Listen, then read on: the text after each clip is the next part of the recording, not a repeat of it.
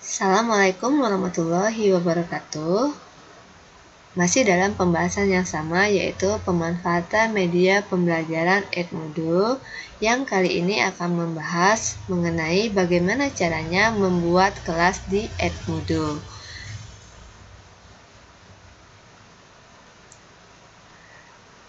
Adapun sebelum kita membuat kelas, jadi pada pilihan menu yang ada di dalam akunnya kita akan klik yang bagian ini, kelas.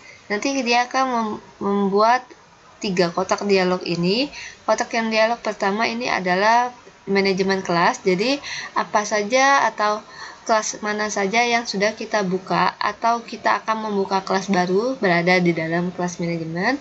Kemudian apa saja yang jatuh tempo, misalnya kita memberikan tugas yang nantinya selesai di tanggal berapa, itu akan sebagai pengingatnya kita memiliki tugas yang selesai tanggal berapa, dan kemungkinan akan ada tugas-tugas yang belum selesai dikoreksi sebagai pengingat kita.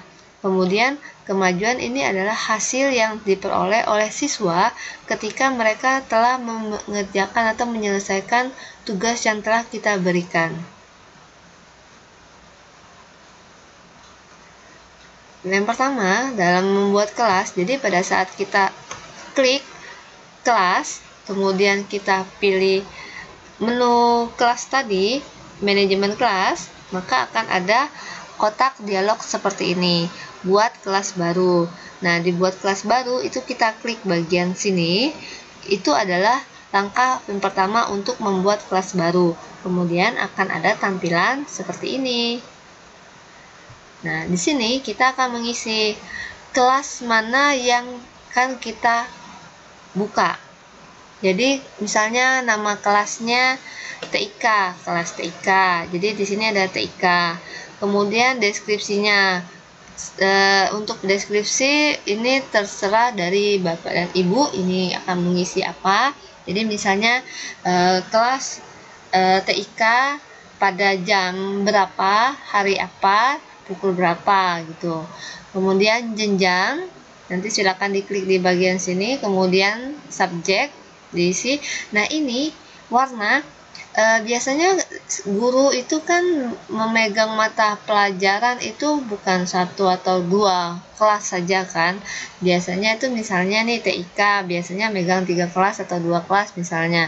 Nah, untuk membedakan kelas 1 dan kelas 2 itu digunakan warna yang berbeda. Jadi misalnya TIK 11 IPA 1, TIK 11 IPA 2. Kalau IPA 1 itu warnanya orange misalnya, yang satunya warnanya pink misal. Jika telah selesai, kita isi, kemudian kita create atau kita buat. Nah,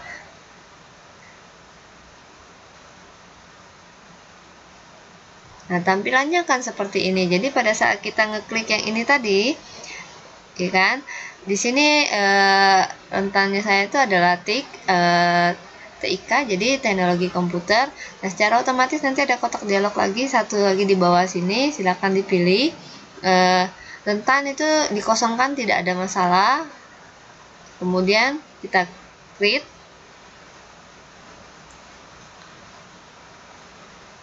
Jika telah selesai, nanti akan ada kotak dialog seperti ini yang bertanya, apakah yang akan dilakukan nanti? Apakah siswa ini akan masuk kelas secara sendirinya atau kita yang menginputkan data siswa itu?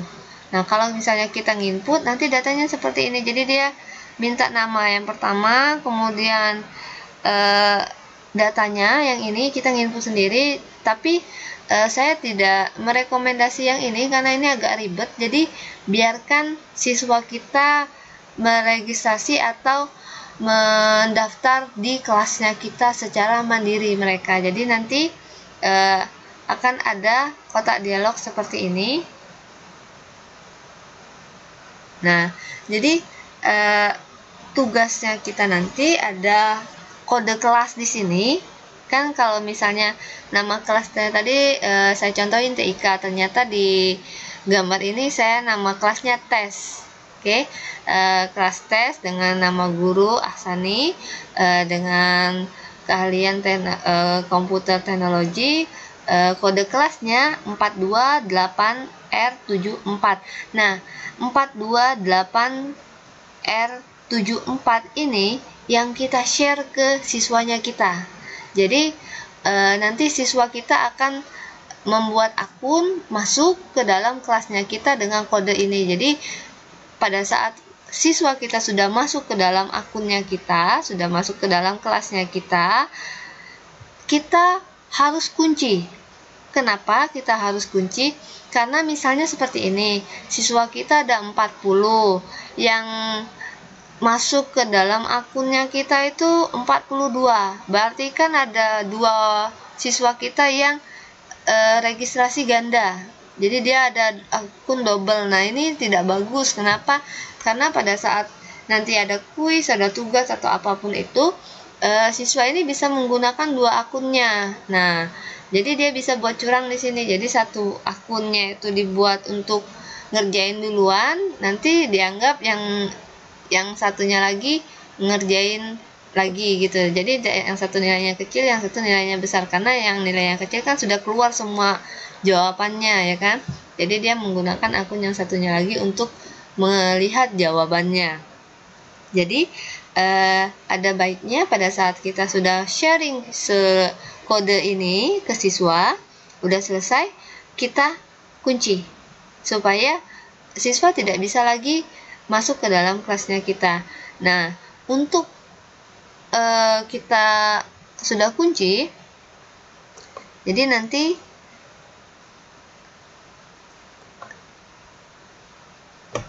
ini ya, ini adalah tampilan di mana kelas kita.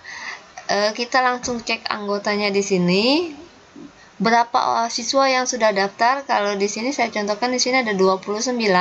Jadi nanti siswa kita itu akan membuat akun di mana mereka memberikan kontak nomor orang tuanya. Jadi secara otomatis nanti orang tuanya akan langsung terhubung ke akunnya kita. Jadi orang tua bisa memantau.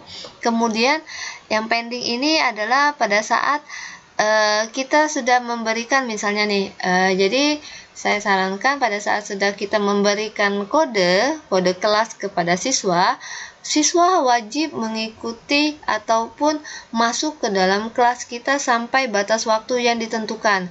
Jadi pada saat batas waktu yang sudah ditentukan habis, kita kan kunci nih. Nah, jadi siswa itu bisa ketahuan yang belum punya akun siapa saja. Nah, itu masuknya ke pending. Jadi mereka harus punya izin dulu untuk masuk ke kelas kita, karena yang tadi kunci untuk masuk ke kelas udah digembok atau dikunci. Jadi nggak bisa langsung masuk secara mandiri, masuk saja. Jadi kita harus memberikan izin bahwasanya anak ini boleh masuk ke kelasnya kita atau tidak. Nah, di sini, kita wajib melihat siswa kita ini benar nggak sih namanya sesuai dengan daftar kelasnya kita. Adakah akun yang double? Adakah akun yang ternyata namanya bukan nama siswa kita? Jadi nama siswa itu harus sama dengan nama absensi. Kenapa? Supaya pada saat kita memberikan nilai ataupun menginput nilai, mengolah nilai nanti, kita tidak bingung ini nama siapa. Oke. Kemudian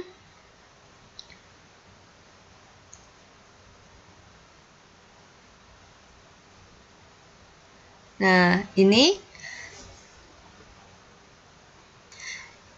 yang terjadi jika siswa kita ternyata bukan siswa kita, atau ada yang nyelip nih, misalnya akunnya ini kita nggak kenal ini namanya siapa. Jadi caranya, misalnya ini akunnya, kan di sini nanti pada saat kita arahkan bisa kita ada titik 3 ini, kita klik, nanti keluar kotak dialog seperti ini. Kalau memang akun anak ini double ataupun ini kita rasa ini bukan siswa kita atau penyusup, maka kita dapat hapus akunnya. Oke. ini hapus dari kelas. Atau misalnya anak ini menggunakan foto profil yang menurut kita tidak pantas menjadi foto profil, kita bisa langsung hapus dari sini. Nah, ini yang paling sering terjadi. Jadi misalnya anak ini sudah memiliki akun, tapi ternyata anak ini lupa password dan tidak bisa istilahnya itu tidak bisa memulihkan akunnya lagi. Jangan biarkan siswa ini membuat akun lagi. Karena apa? Karena kelasnya tadi kan kita sudah kunci. Jadi kita cukup membuka kelas kita di Edmodo, klik siswanya, klik di sini titik 3 ini, kita ubah kata sandinya. Jadi dia masuknya nanti menggunakan namanya pada saat validasi atau nama yang dia gunakan di akun dia, misalnya namanya Mia, kemudian kita ganti di sini kode kata sandinya, maka username-nya pada saat dia masuk ke akun, nanti pada saat dia login, username-nya itu Mia dan password yang baru diganti. Jadi tidak masalah kalau misalnya siswa lupa password, tapi biasanya siswa akan mengetahui ternyata akun ini kalau lupa password tidak ada masalah, silakan dibatasi bagaimana caranya atau bentukan sosialisasi atau tenggang rasa dari gurunya sendiri untuk mengubah password itu diberikan kesempatan berapa kali ke siswanya. Jadi jangan sampai setiap kali ada tugas terulang. Ini bisa terindikasi drama. Jadi misalnya ada tugas, dia tidak ngerjain, dramanya adalah saya lupa password, nggak bisa masuk. Oke, nggak bisa masuk ke dalam akun. Nah itu adalah salah satu drama, itu cuma sharing saya saja. Jadi jangan sampai siswa kita tahu kita bisa ubah password, tapi ternyata anaknya ini tidak bisa mengingat passwordnya sendiri. Jadi pada saat dia sudah lupa dan kita sudah registrasi berapa kali, itu adalah kebijakan dari gurunya sendiri. Kemudian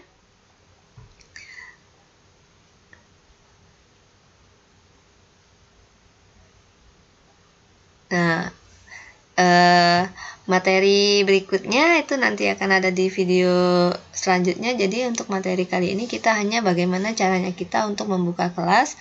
Jadi membuka kelas tadi kalau diulang, kita klik untuk buka kelas, kemudian kita mengikuti kotak dialognya, kemudian jangan lupa dengan kata kuncinya kita share ke siswanya agar siswa kita bisa masuk ke dalam kelasnya kita menggunakan kode yang kita berikan.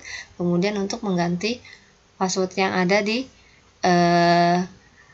media akunnya kita, itu kita bisa hak akses untuk menghapus akun, menghapus foto profile, kemudian kita bisa mengubah password dari siswa itu sendiri. Baiklah, untuk materi berikutnya nanti akan dibahas di link berikutnya. Terima kasih sudah menonton, jangan lupa di subscribe dan di like serta di share, dan terima kasih yang sudah subscribe, yang belum tolong di subscribe ya. Assalamualaikum warahmatullahi wabarakatuh.